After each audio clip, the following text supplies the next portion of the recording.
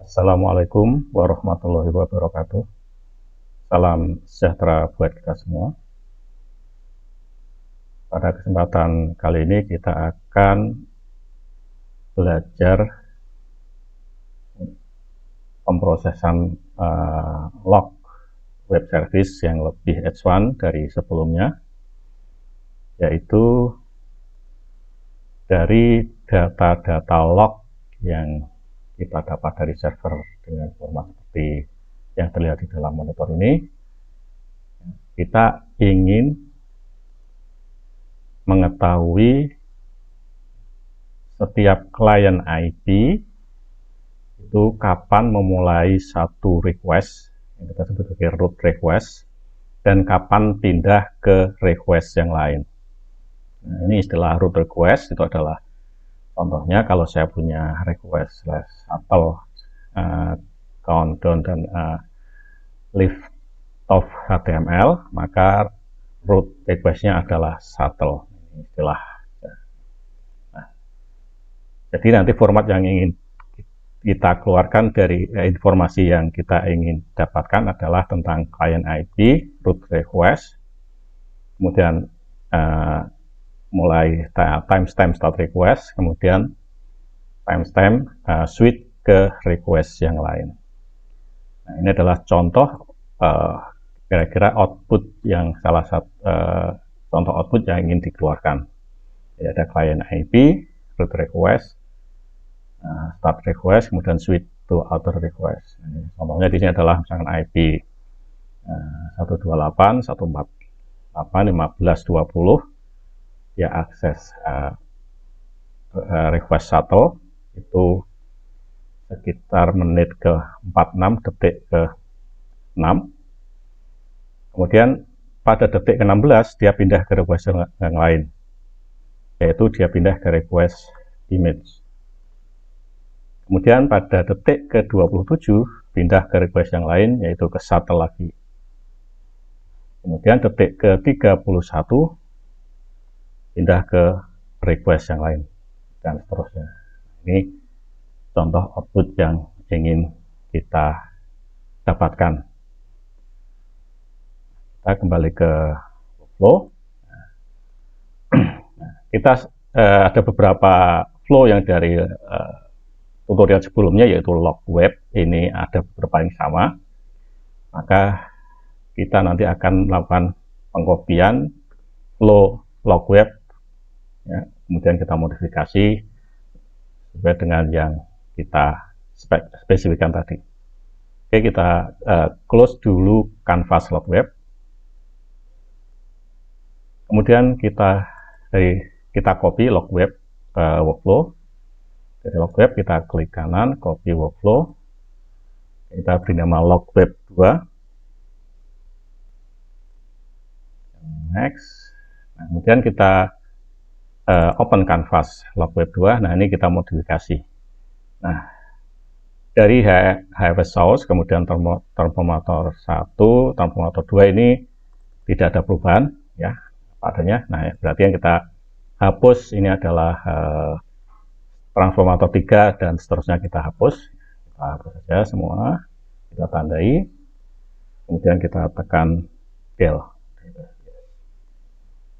Berikutnya, kita harus melakukan formatting data dulu dari timestamp yang ada di log seperti ini, yaitu tanggal, nama bulan, kemudian tahun, ada slash, ya, kemudian titik 2 jam, titik 2 menit, titik 2 detik, kemudian time zone. Nah, ini harus kita ubah formatnya menjadi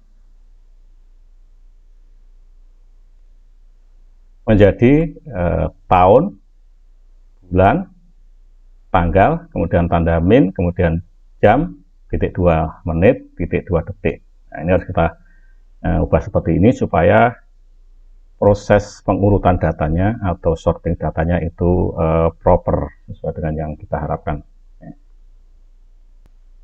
Berikutnya kita tambahkan satu transformator lagi untuk memformat tanggal. Kita drag and drop transformator. Kemudian kita tarik dari termometer 2 ke termometer yang baru kita drag and drop tadi.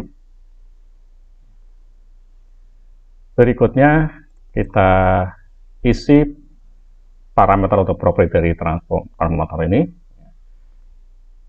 Oke, nah ini ada, karena sebagian besar tidak berubah, kita pakai identity all aja ya. Berikutnya timestamp-nya kita ubah ya. Kita ubah formatnya. Kita ubah formatnya dengan menggunakan, pertama adalah string to timestamp. Ini untuk mendapatkan timestamp-nya. String to timestamp. Ini dari timestamp. Ke timestamp kita hapus. Kemudian string dari timestamp ke string to timestamp. Nah, ini formatnya adalah sesuai dengan yang ada di data aslinya, seperti ini. Oke, kita kembali ke workflow. Nah, ini datanya, formatnya harus sesuai dengan yang data aslinya.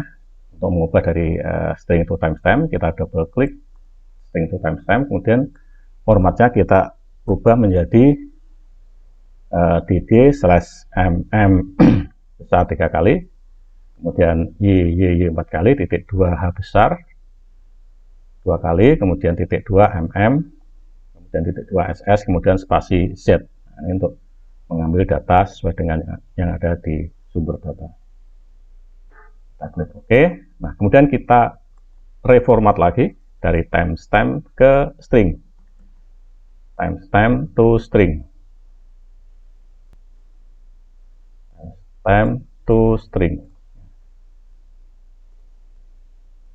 Ini dari string to timestamp kita tarik garis. Kemudian timestamp to string, ini formatnya kita sesuaikan. Ya, kita ingin adalah tahun. Kemudian tanpa spasi bulan 2 digit. Kemudian tanpa spasi tanggal 2 digit. Kemudian tanda minus. Kemudian jam, titik 2 menit, titik 2 detik. Kemudian kita klik OK. Kemudian kita tarik dari output timestamp to string ke timestamp. Nah, kemudian request-nya kita ambil root-nya ya. Nah, untuk mengambil root request ini kita bisa menggunakan get with value.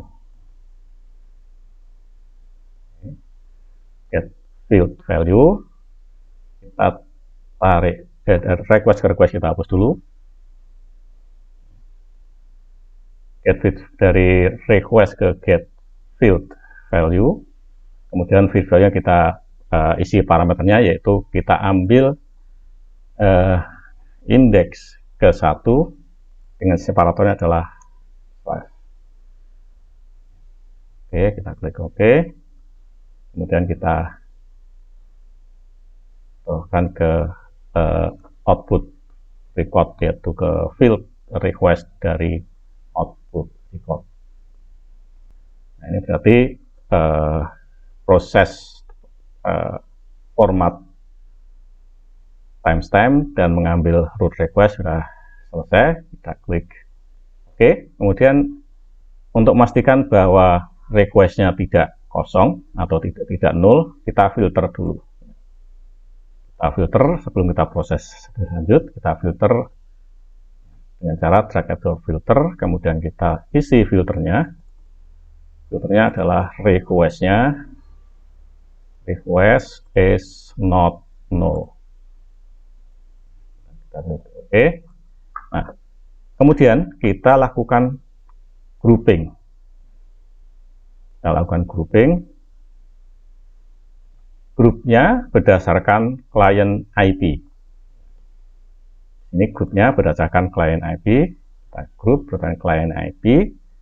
Kemudian jangan lupa ada sort fieldnya, sort fieldnya adalah berdasarkan timestamp yang sudah kita modifikasi tadi formatnya. Oke, pastikan di sini grupnya client IP, di sini sort fieldnya timestamp. Nah, defaultnya di sini ada ascending dan descending. Defaultnya adalah ascending. Jadi kalau tidak isi, maka default sortingnya adalah ascending. Kemudian ini sudah selesai, kita klik OK. Berikutnya kita akan menggunakan assembly atau processing komponen buffer transformation. Buffer transformation ini digunakan untuk memproses collection atau data yang sudah di group dan di sort. Kita lakukan, kita tarik garis dari group ke buffer transformator. Oke, kemudian buffer transformator yang kita ambil adalah, kita double klik dulu buffer trans 1 ini, kemudian kita tambahkan output ya. Yang pertama adalah request, karena kita akan ngeluarin request ya. Kemudian kita ngeluarin tadi kapan mulai request, kemudian kapan berakhir request. Berarti di sini ada, kita add auto field ya. Kita tulis namanya root request, root garis bawah request.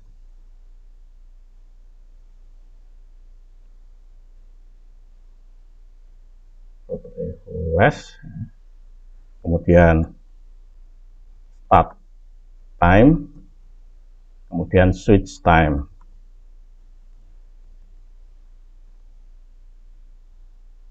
Oke. Nah, root request ini kita ambil dari request. Kemudian start time-nya kita ambil dari fungsi first di dalam buffer transformator.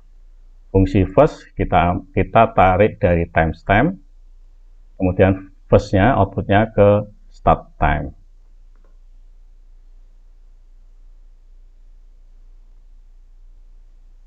Kemudian yang switch time kita ambil dari fungsi, atau kita lakukan fungsi, kita drag and drop fungsi first next change. Jadi kapan pertama kali request itu berganti atau pindah request ya. Kita tarik garis dari timestamp juga ke first next change, kemudian switch ke switch time. Nah, kemudian jangan lupa di sini ada 3 di dalam grup di dalam buffer transformator ada 3 emit kriteria, yaitu apakah dikeluarin setiap grup ya, atau setiap record, atau setiap ada perubahan atau emit on change ya. Kita pilih emit on change. Nah, change-nya apa yang berubah? Nah, kita pilih di sini adalah yang berubah adalah request-nya. Jadi kalau ada request berubah, maka data akan buffer akan mengeluarkan data tersebut. Oke, kita klik OK. Kemudian kita pilih field yang akan dikeluarkan, yaitu 4 field, client IP, kemudian root request, kemudian first pertama kali mengakses root, kemudian kapan pindah request. Kita tarik garis dari buffer trans ke transformator, kemudian kita double klik ya, kita ulangi, saya double klik ke transformator yang baru kita drag and drop. Yang kita kurang adalah client IP, ini kita tarik dari client IP ke client IP, kemudian root request ke root request, kemudian start time ke start time, kemudian switch time ke switch time. Oke, coba kita cek, ini harus seperti ini. Berikutnya, ini proses sudah selesai, kita keluarkan ke file, atau kita sebut ke file, ke HFS. Kita tarik garis ke HFS. Yes, sebelum kita compile, kita pastikan bahwa library grok, kemudian library JSON sama JSON path dicentang atau di-include-kan. Berikutnya kita compile log web 2. Kita compile. Oke, berikutnya kita kemudian berikutnya kita run MapReduce job-nya dengan kalau di laptop saya menggunakan Cygwin untuk mempermudah tes. Ya. Cara menjalankan atau mensubmit MapReduce job adalah dengan perintah hadop jar, kemudian nama jar-nya adalah workshop mr jar, kemudian flow-nya atau kelasnya yaitu workshop titik log web 2.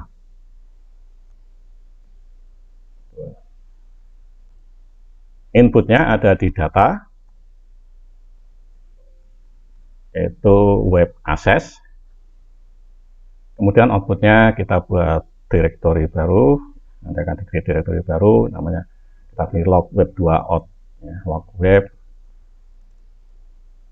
2 output. Oke, kita enter. Kita tunggu sampai proses selesai. Oke, kalau sudah selesai kita lihat file yang dihasilkan dulu oleh job tadi dengan perintah hadop fs main ls. Oke, ada dua file, penanda sukses dan file outputnya. Dan kita lihat kontennya dengan teks hadop fs main text log web grid 0,7000. Enter. Nah, ini adalah outputnya. Oke, nah, kita lihat, coba kita lihat salah satu, misalkan ini ada request dari salah satu IP, maka di sini kita lihat ada IP-nya, kemudian dia mengakses shuttle pada jam sekian, ya, pada menit ke 35, menit ke 9, detik ke 35, kemudian dia pindah ke pada detik ke 11, menit ke 11 detik kedua dia pindah ke HTTP. Nah, berarti kalau kita lihat hasilnya ini maka proses sudah sesuai yang kita harapkan. Oke, mudah-mudahan yang saya sampaikan bermanfaat. Terima kasih. Assalamualaikum warahmatullahi wabarakatuh.